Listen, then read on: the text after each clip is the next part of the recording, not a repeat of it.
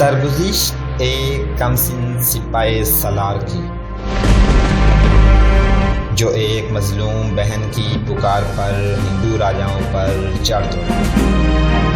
तारीख़ इस्लाम के इस जर्नैल ने बहादुरी, शुजाअत और क़ुव्वत ईमानी से न सिर्फ सिंध को फ़तह किया बल्कि अपने हुस्न सलूक से वादी सिंध को इस्लाम के नूर से मुनव्वर कर दिया। तौहीद पे जान निछावर करने वाले इस सिपाही की कहानी शुरू करने से पहले आपसे गुजारिश है कि हमारे चैनल ग्लोबल नॉलेज को सब्सक्राइब करें और घंटी के बटन को ज़रूर प्रेस करें ताकि हमारी हर आने वाली वीडियो आप तक बआसानी पहुंच सके।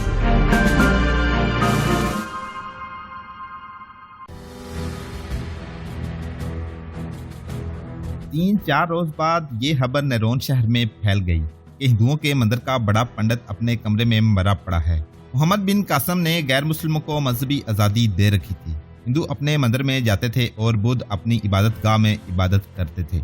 एक पंडित की मौत मामूली वाकया नहीं था। ये खबर मोहम्मद बिन कासम तक भी पहुंची। उसने हुक्म दिया कि मालूम किया जाए कि पंडित किस तरह मरा है। जासूसों का सरबराह शबान सक्फी गया।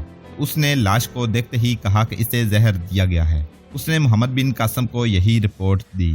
अब ये मालूम करो कि इसे जहर देने वाला कोई मुसलमान तो नहीं। मोहम्मद बिन कासम ने कहा। शबान सक्फी ने मंदिर के छोटे पंडितों और उनके इन बालकों को जो मंदिर में रहते थे इकट्ठा कर लिया और बारी बारी उनसे पूछा कि इनमें से एक पंडित के साथ किसी की दुश्मनी तो नहीं थी। ये इंकशाफ हुआ कि एक बड़ी खूबसूरत लड़की आधी रात के वक्त मंदिर में आई थी और वो बड़े पंडित के कमरे में चली गई थी। किसी को ये मालूम न हो सका कि वो किस वक्त वहां से निकली थी। उस लड़की का नाम शोमो रानी तो नहीं। शबान सक्फी ने पंडितों से पूछा। यही नाम है, एक पंडित ने कहा। इस लड़की का नाम इस पंडित के सिवा और कोई नहीं जानता था। जब शबान सक्फी ने ये नाम सुना तो वो मंदिर में चला गया और पंडित के कमरे में अच्छी तरह देखा। वहाँ एक प्याला पड़ा हुआ था जिसमें 1-2 घूंट शरबत बचा हुआ था।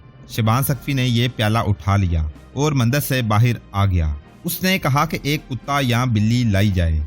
2-3 आदमी एक कुत्ते को पकड़ लाए। शबान सक्फी के कहने पर कुत्ते का मुंह खोला गया। उसने प्याले में बचा हुआ शरबत कुत्ते के मुंह में अंडेल दिया। फिर उसने कहा कि इसे छोड़ दो। कुत्ते को छोड़ दिया गया। डरा हुआ कुत्ता एक तरफ दौड़ पड़ा लेकिन ज्यादा दूर न जा सका। दौड़ते दौड़ते रुका और वहीं लुढ़क गया। फिर इसका जिस्म बिल्कुल ही साकत हो गया। वो लड़की कहाँ है? शबान सक्फी ने मंदिर के पंडितों और पुजारियों से पूछा। सब ने ला इल्मी का इजहार किया। शबान सक्फी ने उन सब को मंदिर की दीवार के साथ खड़ा कर दिया। वो 7-8 थे। शबान सक्फी ने 10-12 तीर अंदाजों को बुलाया और इन्हें सबके सामने 15-20 कदम दूर खड़ा करके कहा कि कमानों में एक-एक तीर चढ़ा लें। अब वही जिंदा रहेगा जो बताएगा कि लड़की कहाँ है। शबान सक्फी ने इन हिंदुओं से कहा। कौन बताएगा? शबान सक्फी ने चंद लम्हे इंतजार किया। इनमें से कोई भी न बोला। शबान सक्फी ने तीर अंदाजों को इशारा किया तो उन्होंने कमाने सीधी करके खींच ली। मैं बताऊंगा। इनमें से एक बुलबुला उठा। शबान सक्फी ने इसे अलग कर लिया।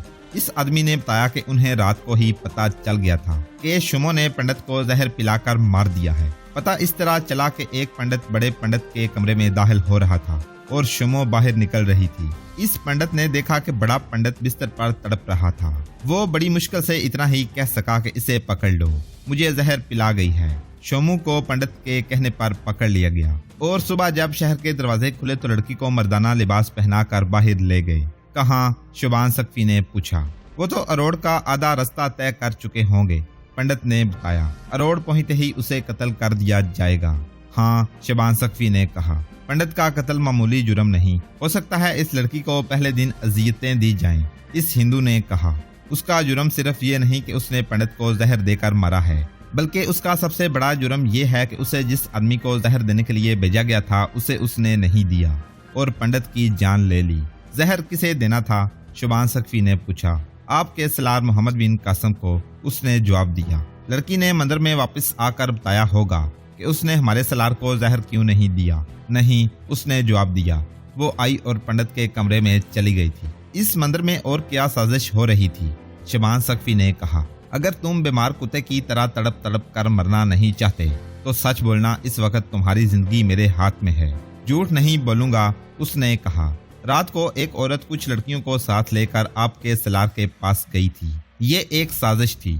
हमें बताया गया था कि मुसलमान खूबसूरत और नौजवान लड़कियों के दिलदादा हैं। हमारे राजा का वजीर बदहीमन दानिशमंद आदमी है। वो कहता था कि अरबी फौज का सलारे अला नौजवान है और वो इस जाल में आ जाएगा और ऐशो इशरत में मगन होकर पेशकदमी रोक देगा। शमू ने उसके पास ठहरना था और उस पर अपना जादू चलाए रखना था। फिर एक रोज हमारे राजा ने आपकी फौज को मुहासरे में लेकर खत्म कर देना था। मुहासरे या हमले होते ही शमू ने आपके सलार को जहर दे देना था। किस तरह? शबान सख्फी ने पूछा। लड़की ने जो अंगूठी पहन रखी थी उसके ऊपर ढकना लगा हुआ था। उसने जवाब दिया। करीब से भी देखकर किसी को शक नहीं होता था कि अंगूठी पर ढकना लगा हुआ है और इसके नीचे इतना जहरीला सफूफ भरा हुआ है जो चंद लम्हों में इंसान की जान ले सकता था। इस लड़की ने बड़ी आसानी से आपके सलार के पानी या शरबत में अंगूठी का ढकना उठाकर जहर डाल देना था, लेकिन मैं ये नहीं बता सकता कि ये साजिश उल्ट कैसे गई। आपने मेरी जान बख्शी की है। मैं इसका सिला देता हूँ कि आपको खबरदार कर रहा हूँ कि अपने सलार को बचा कर रखना। ये हिंदुस्तान है, ये इसरार और तरिस्मात की सरजमीन है। आप किले सर कर सकते हैं, मैदाने जंग में लड़ सकते हैं, लेकिन एक ना एक दिन आप और आपका सलार इस तलीसम शरबा में गुम हो जाएगा। हिंदुओं ने इतनी तेजी से कार्रवाई की थी कि उस अधेड़ उम्र औरत और तमाम लड़कियों को भी नरों से निकाल दिया था। मंदिर में जितने पंडित और उसके आदमी थे उन सब को गिरफ्तार कर लिया गया। इन सब ने अपने इस जुर्म का इतराफ कर लिया था कि वो मोहम्मद बिन कासम को कत्ल करने की साजिश पर अमल कर रहे थे।